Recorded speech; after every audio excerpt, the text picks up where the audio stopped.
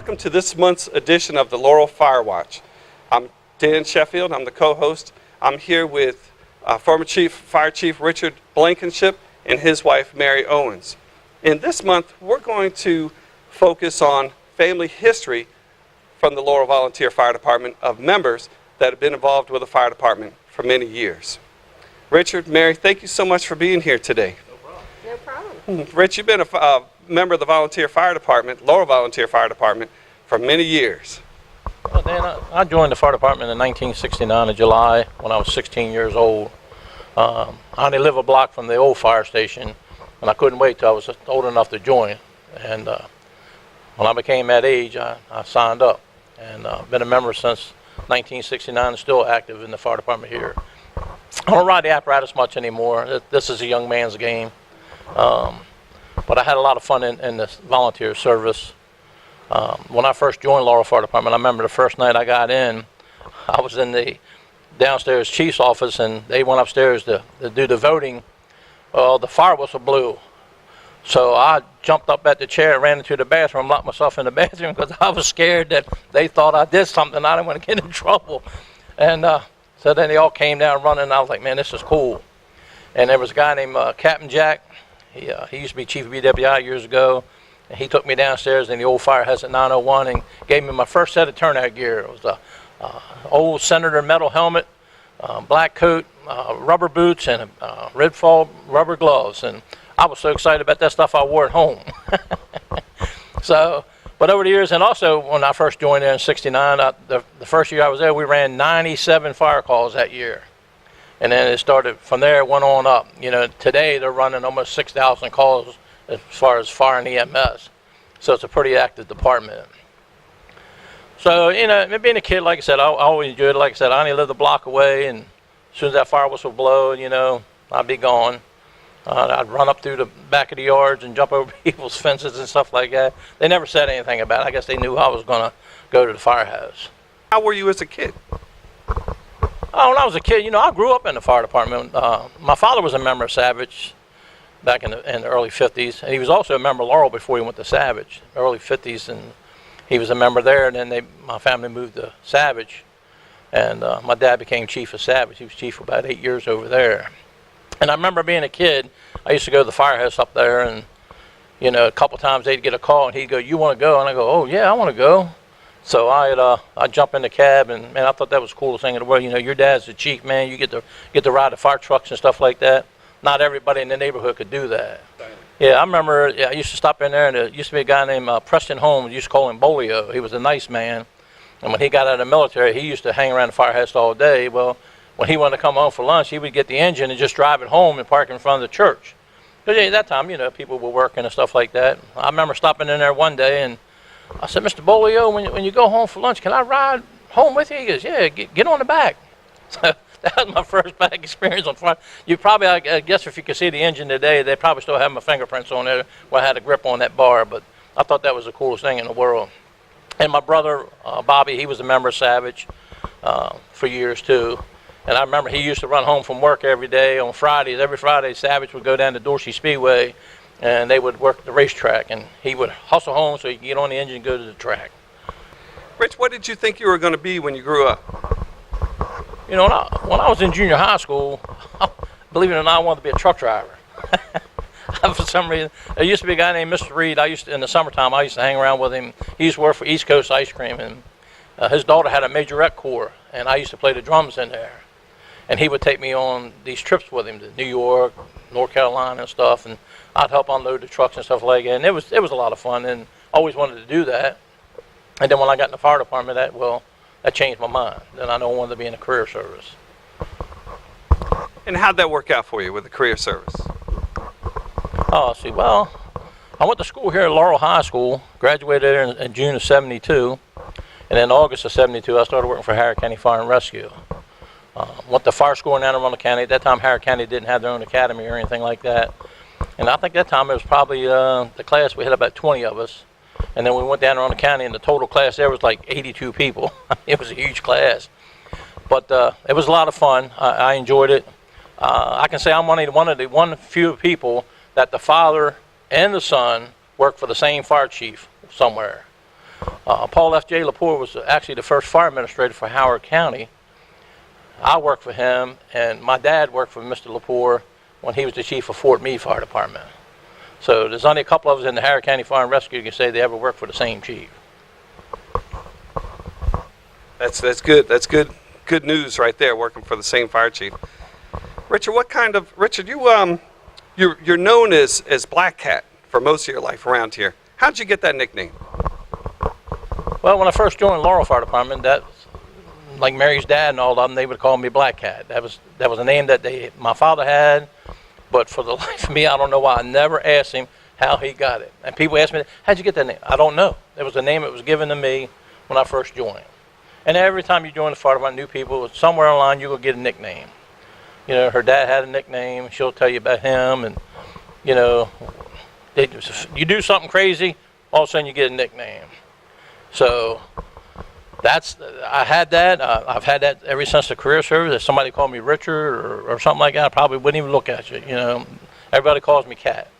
My son works for Howard County Fire and Rescue. He's done picked up the name Cat. So he's carrying on with that. Cat, can you tell us about your parents? Tell us about your mom and dad. Well, my mom was a stay-home mom. My dad worked for the fire department. He worked for Fort Meade Fire Department for a while. Then he retired he left there and he went to work for Andrews Air Force Base. And he was always in the career service. I remember as a kid, you know, watching him go to work. He worked at Fort Meade, worked that 24 on and 24 off, you know, that 72-hour work week. And I remember watching him get into his dress blues because they had to wear them to work every time. And then when he went to Andrews Air Force Base, you know, he drove a crash truck and stuff like that. So, but he's always been around that stuff. And like I said, all the years as a kid, I remember going up to the firehouse, and when the first year I was chief here in 1984, I set the name plate that he had on his desk that somebody made him out of wood and painted it on my desk when I first became chief. Always wanted to do that. Very good. Cat, being the fire chief, was that easy or was that hard for you? Well, something when I first joined the department here, I had two goals I wanted to do here when I joined. I wanted to be a life member of the department, which I am. And I'm happy to say when Mike Siller and myself both came in at the same time and got our life membership together, we wanted the president of the company at that time, who was the president, to give us our life membership. At that time was Louis Luber, and he did give Mike and myself our life membership. And that was a privilege for me. And I knew Mr. Luber, because he was a member of Savage for a number of years too. And I will remember him working the carnivals and stuff like that. And then when I became chief, you know, like I said, there was the two goals. It was a real good learning experience. I'm a very dedicated volunteer. I have been, you know. Even though I worked in the career service for 35 years, I never forgot where I started from. You know, I got a lot of my experience from right here being a member of this department. And all those years as chief, you know, it paid off at the end. You know, it helped me with my career with there. You know, I retired after 35 years as a battalion chief. You know, I had a lady send me a nice letter when I retired. She says, here's your old file. She says, you ought to be proud of yourself. You worked 35 years, never had a reprimand in your file, which was great. You know, always, and I told my son the same thing, work hard. You know, sooner or later you'll get noticed. You know, I'm not one of these kind of guys to pat myself on the back all the time. But, you know, I just do what I got to do, and it paid off. And the same thing for there and here. So it was a good experience. Cat, what was one of your biggest fears of being the fire chief? I guess making sure you do the right thing. You know, you always wanted to make sure that you protected the volunteers. You know, it's a combination system. It means we have career people and we have volunteers. And, you know, the career you know, they have rules and regulations we have to follow the same as everybody else.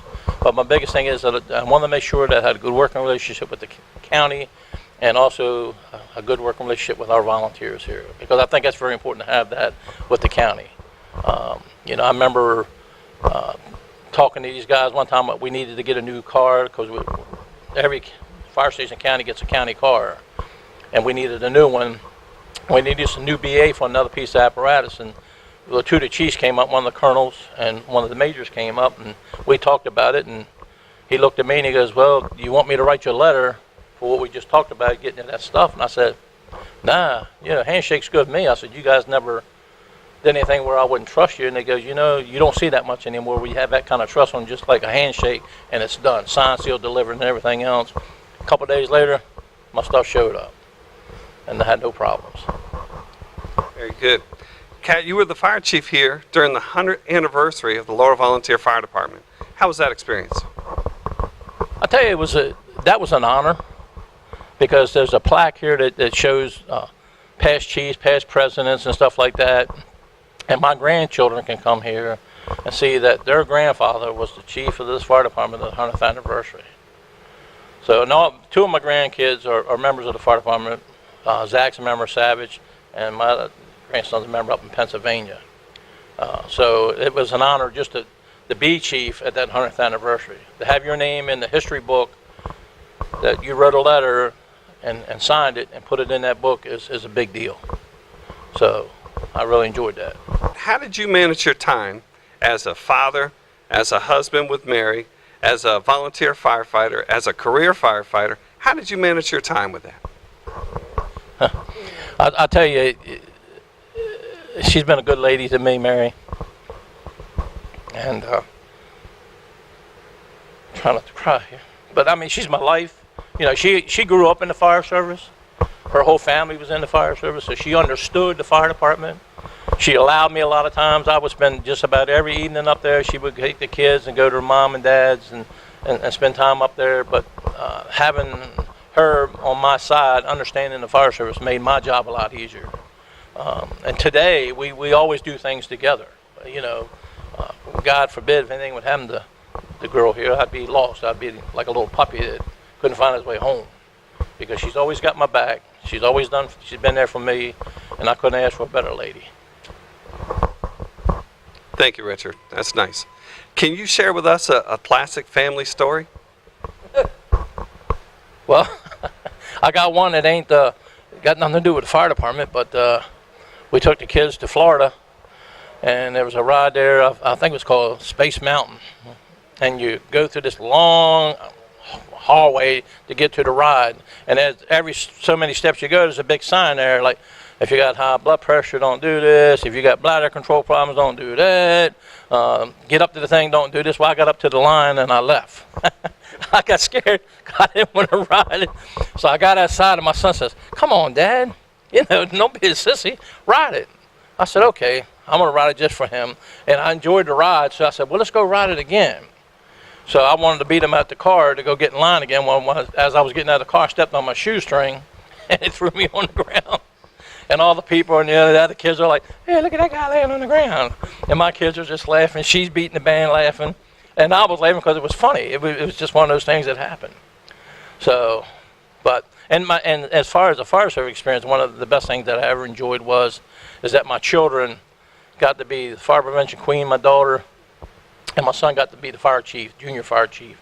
And I would always take them on the parades, and they would dress up, and I put them on a fire truck, and that was a big deal for me. So. Very nice.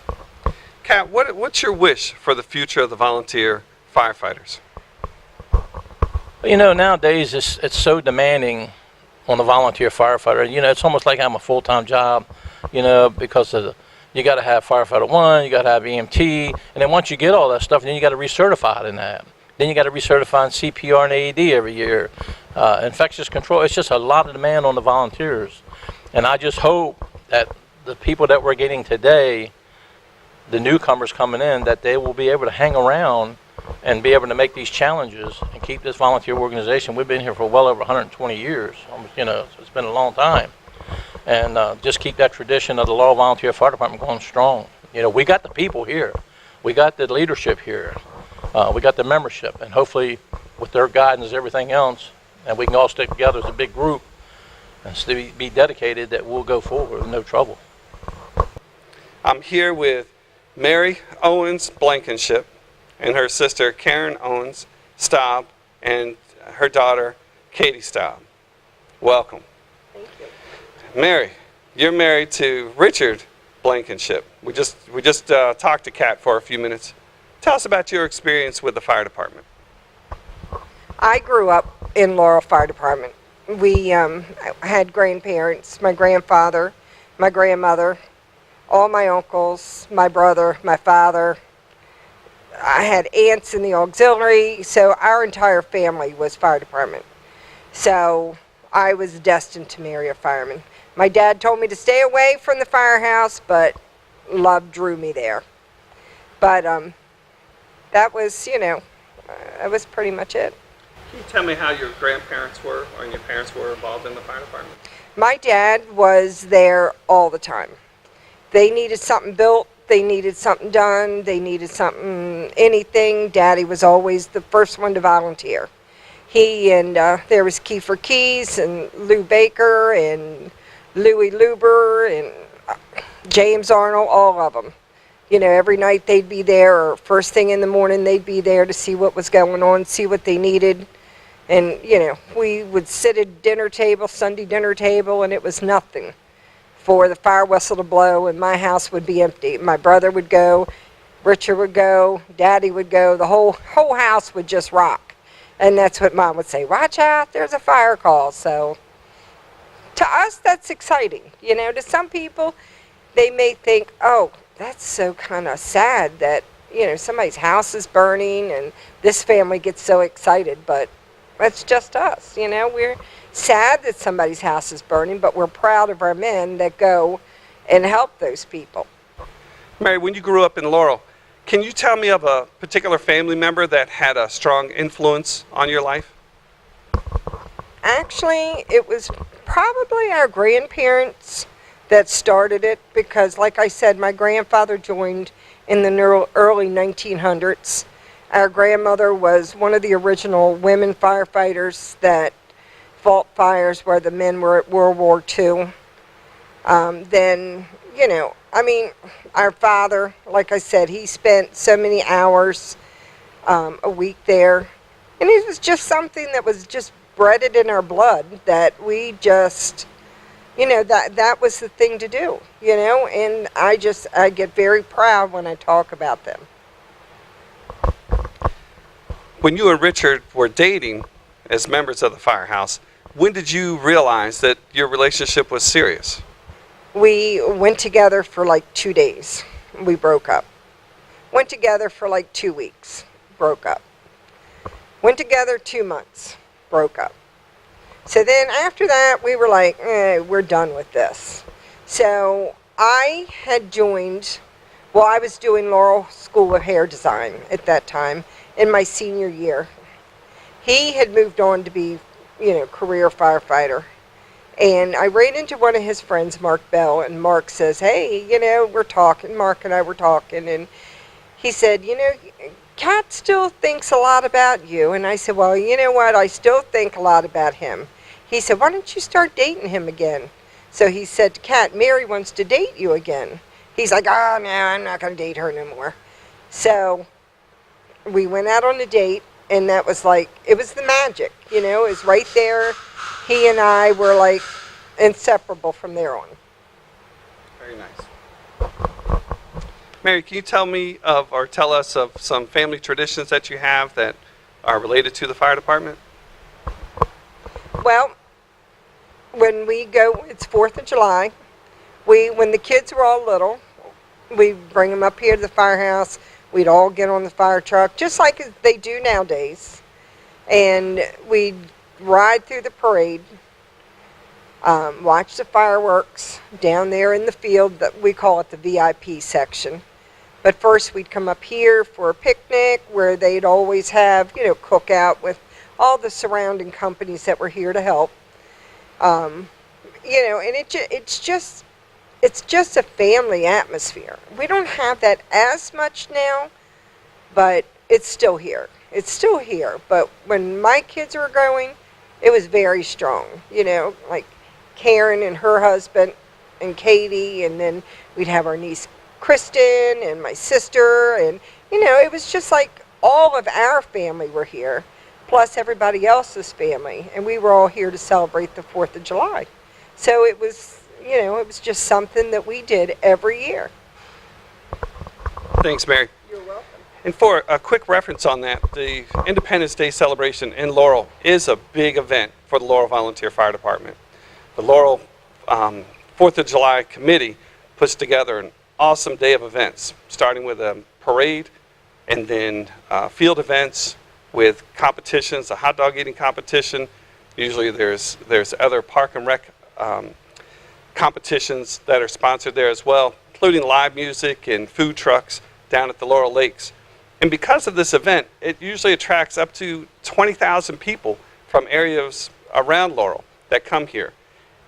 20,000 people for a fireworks event is a lot of responsibility for one fire department.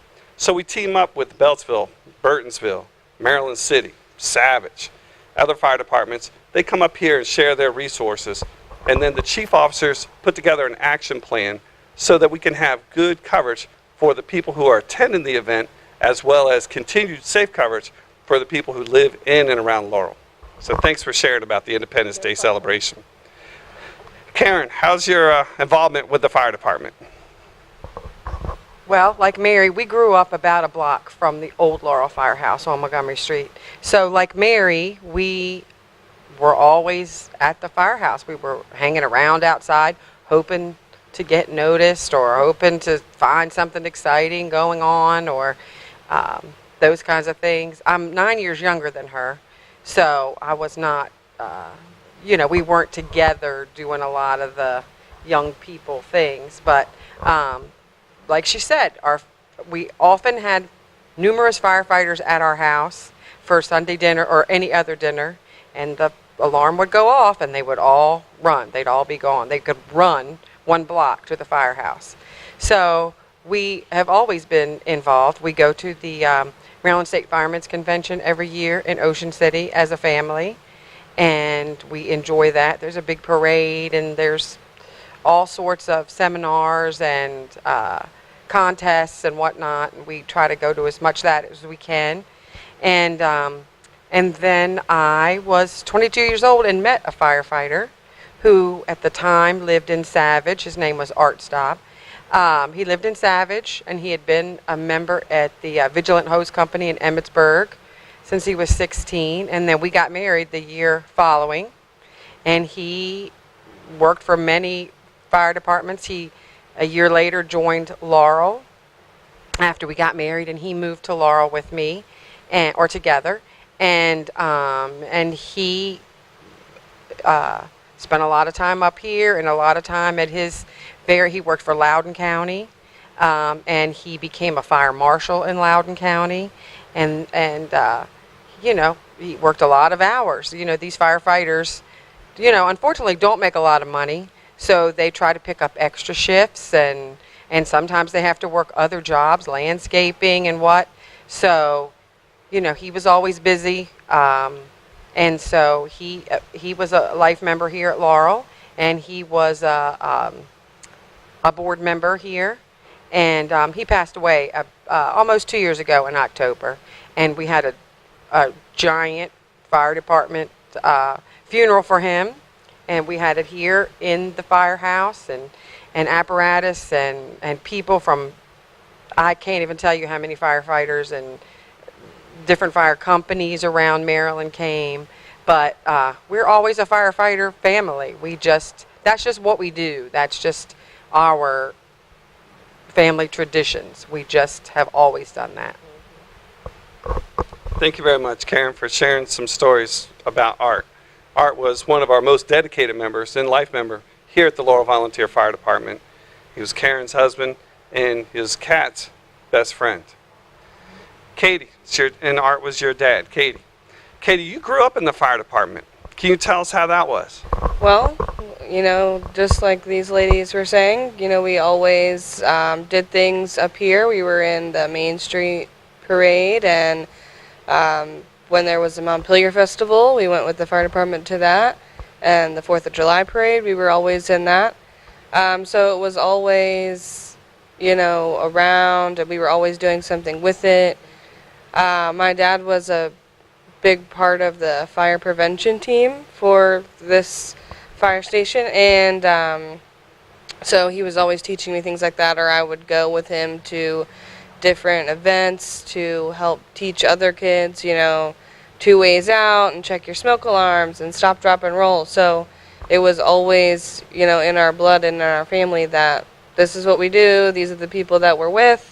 I know so many people that are from here, old members and new members, just because we were up here all the time. We spent a lot of time up here. Katie, how was it hanging out in the TV room and around the firehouse when your parents were involved in meetings or on calls for service? The TV room was my favorite room always. I thought it was so cool. There's all these big, huge chairs and couches and a big screen TV, and it was always a bunch of us in there. All my little cousins would be in there all together, and we're trying to figure out how to use the TV, and everybody's running for a call. It was always exciting, you know, to hear the bell go off, and we'd watch them go down the street and talk about what we thought was going on and what was happening. It was really exciting. We thought it was fun. Thank you very much for sharing your stories with us. Mary, what advice would you have for young couples? My advice for a young couple is to trust in what he's doing or she's doing. Give them your 100%, because that might not be your thing, but if you truly love this person, then you're going to do what you've got to do to make them reach their goals, as either being a firefighter, an EMT, whatever. I just think, I don't know, it's a lot of dedication from both, whether you're a member or you're not a member. If he is, then, you know what, I was like, let's join him, you know. He's going to be at the firehouse, we're going to be at the firehouse, let's go. So, you know, that's the biggest thing. But I do have one more story for you. Please do. The night that they had the big fire down at Laurel Plaza, it was Bob Windsor's sports store that was on fire. It was Christmas Eve, I think? Anyway, Kat went on the call. Of course, we have our, you know, scanner on 24/7. We still do. And he said, there's a big fire. I'm going. I'll see you when I see you. Okay.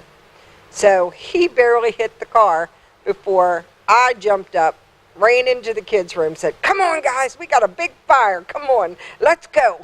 And they're like, really, Mom? I said, it's a second alarm. They were up and dressed before we were even out. So, you know, that's all we had to do was say there's a big fire. Even today, there's a big fire. Okay, let's go. Where is it? Come on. Even my daughter, she'll come and say, Mom, is there a big fire going on? I hear lots of fire trucks. So it never changes. It just gets a little bit older. So. Very good. Thank you guys so much for coming and sharing your stories with us today. Okay, well, it's summertime, so there's a few rules and regulations we think that you should, you know, try to instill in your everyday. So you want to make sure you're drinking lots of water, especially these past few weeks have been very hot, so you want to stay hydrated all day. Drink water before you go out. Take water with you outside when you're playing. You don't want to stay out too long. If it's getting too hot and you're sweating too much, you want to make sure that you go inside and take some breaks in the cool air. Again, keep hydrated. For the summer storms, if you hear thunder, you want to get indoors because it's going to most likely be some lightning and maybe some winds, so you want to watch out for that. And when you're out in the sun, make sure you're using sunblock. SPF 30 is usually a good block, and it keeps you safe. It keeps you from getting any new moles or anything else weird that you might get from the sun. So just make sure you're doing that and staying safe this summer. Have fun. Wraps up our program for this month. I'd like to thank Dan Sheffield for taking care of the questions and all today. Dan's been a big part of this cable program. And I also like to thank my man Paul Kirkpatrick. Without Paul, we wouldn't have no program. You can see we had the families here today. Just this is one of them. We're going to do a series of this over the next few months. We're going to have the Robinsons in there, which was a big deal. You know, Joe Robinson used to be the mayor of Laurel. We got the Farrells. They're a big instrument in this department, same as the Owens. And we'll bring them in, and Dan will interview them. But today, again, your smoke alarms, I keep pressing this every month. I do inspections for the city. I'm still finding a lot of smoke detectors with batteries or the smoke detectors taken down. It's hard to make you understand how important it is to have those things. The saying is now, hear the beep by where you sleep. You know, you need to make sure the kids understand if they're sleeping and the door's closed, if the smoke detector went off in the hallway, what does it sound like with the door closed? You need to teach your kids that. If you need some assistance to come out and do a safety plan for your family, all you got to do is contact 301-776-3600, and we'll be happy to come out. Or you can contact the Fire Marshal's Office for the City of Laurel at 301-725-5300, extension 2238, and we will come out and help you as well. And the show today, we'd like to dedicate this show to one of our former members, Chris Hill. Chris was a member here a few years back. He became a career firefighter with the Prince George's County Fire and EMS Department. Chris was a real asset to this department, the same as he was for Prince George's County. He was a dear friend. He passed away a couple weeks ago with a brain tumor. Our hearts, membership and hearts go out to his family and his friends for their loss. And may he rest in peace. Thank you.